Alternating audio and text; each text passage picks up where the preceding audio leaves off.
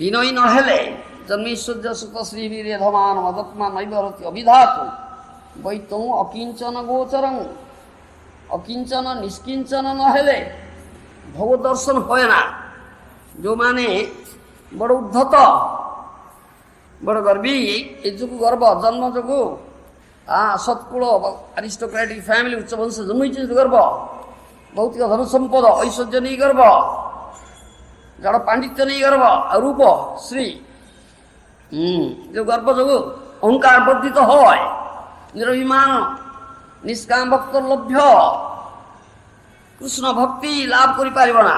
বৈত অকিঞ্চন গোচরম অকিঞ্চন নিষ্কিঞ্চন নহেলে মহাপ্রভুଙ୍କର ଶିକ୍ଷା ଅନୁଯାୟୀ ତୃଣାଦପି ସୁନିଚ ଭାବ ନହେଲେ କେହି କେବେ ଭଗବତ ଦର୍ଶନ କରିପାରିବ ନା। ଭଗବାନଙ୍କର ନାମ କୀର୍ତ୍ତନ କରିବା ନା, ଶୁଦ୍ଧ ନାମ କେବେ ହେଲେ କୀର୍ତ୍ତନ କରିବାକୁ ସମର୍ଥ ହବ ନା। ପ୍ରାକୃତ ଜୀବଗଣ ଆଭିଜାତ୍ୟ ପ୍ରଭୁତ୍ୱ ବିଦ୍ୟାର ପ୍ରତିଭା ସୌନ୍ଦର୍ଯ୍ୟ ପ୍ରଭୃତିର ବର୍ଦ୍ଧନ ନିମିତ୍ତ ପ୍ରମୁଖ ହୁଅନ୍ତି।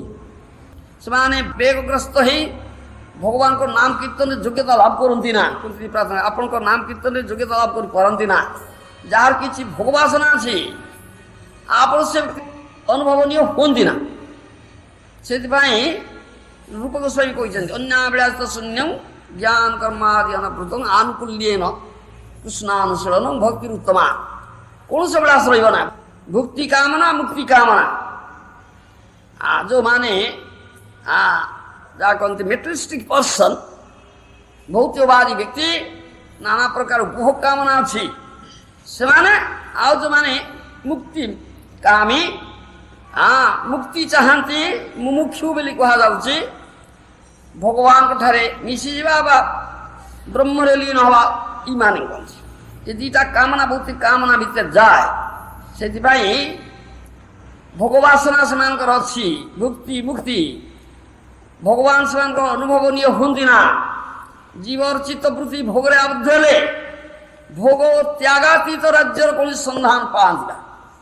ସୁତରାଂ ଭଗବାନଙ୍କ ନାମ ଗ୍ରହଣ ପ୍ରତି ସେବାରେ ତାହାର ଯୋଗ୍ୟତା ସମ୍ଭବପର ନୁହେଁ।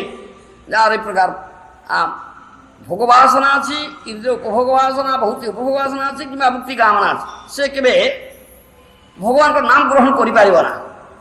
ଆଭିଜାତ୍ୟ ଆଦି ଭୋଗ ରୂପାଦାନ ସମୂହ ପ୍ରବଳ ଥିଲେ ଅଦକ୍ଷତ ଭଗବାନ ବସ୍ତୁ ମଧ୍ୟ ଭୋଗ୍ୟ ଜଗତର ଅନ୍ୟତମ ବୋଲି ଜ୍ଞାନ হয়। ଭଗବାନ ମଧ୍ୟ ଏକ ଭୋଗ୍ୟ ବସ୍ତୁ ବୋଲି ସେମାନେ ଗ୍ରହଣ କରିନିଅନ୍ତି।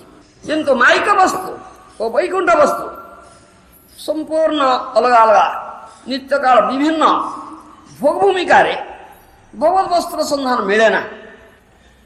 ଉପଭୋଗର କାମନା ଥିବ, ଆସିବ, ଭଗବତ ବସ୍ତୁର ସନ୍ଧାନ ପାଇବ ନା।